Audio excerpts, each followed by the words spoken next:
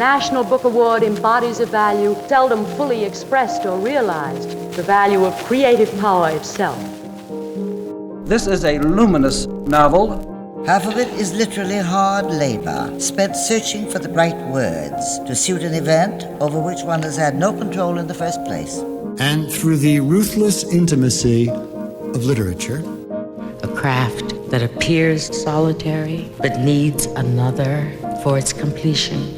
And certainly all too frequently it has been the writer and not the politician who has been the true friend of liberty. Books have exalted me and helped me discover more of myself. That is the power of a story well told. But I had a wonderful teacher in elementary school who told me, read, my child, read. And I tried to read everything. Books are us. Books are our ideas, our heart. Books are a place where we can imagine. They're like our first steps towards changing the world.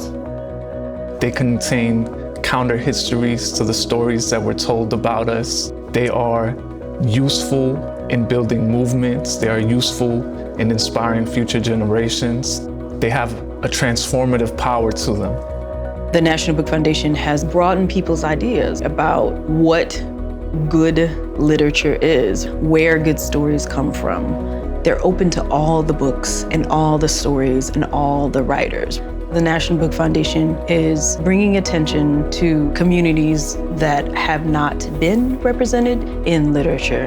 And that culture of reading is enlarging our capacity for empathy. And hopefully that has real-world repercussions. There's no better way to connect writers to their audiences. The National Book Foundation helped bridge that gap. So you don't have to be in the major cities to see an author at the peak of their talent and their abilities.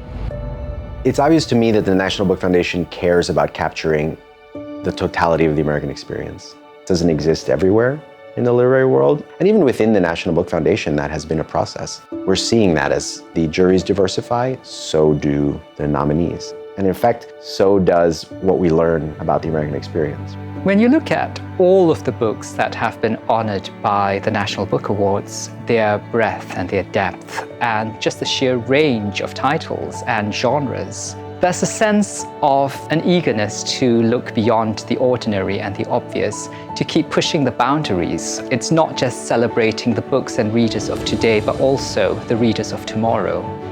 There's a real joined-upness in the way the foundation operates to promote and support access to books for those who might not have it. It does kind of fulfill some of that early childhood dream of wanting to be a team. This is the team that I can claim, and that's Team Book.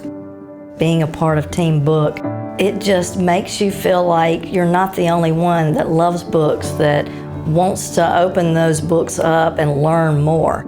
Being part of Team Book is being part of a community standing up and cheering for books. To say they're powerful and important and critical and essential. For the next 75 years, the National Book Foundation will keep celebrating the best books published in the United States. We'll keep bringing writers and books to readers all over the country. And we'll keep leaning into how can we most expansively and most inclusively think about that work. Literature provides us with things that no other art form does. We need readers, we need books to help lead us and inform us, and the National Book Foundation can play a crucial role in all of that. Hard times are coming when we will be wanting the voices of writers who can see alternatives. But the storyteller cannot afford to forget and must always be ready to hold himself or herself to account. It's about making it possible for the entitled as well as the dispossessed to experience one's own mind dancing with another's. To live over the course of a few pages in the experiences of another, and to create a world where we can all be free.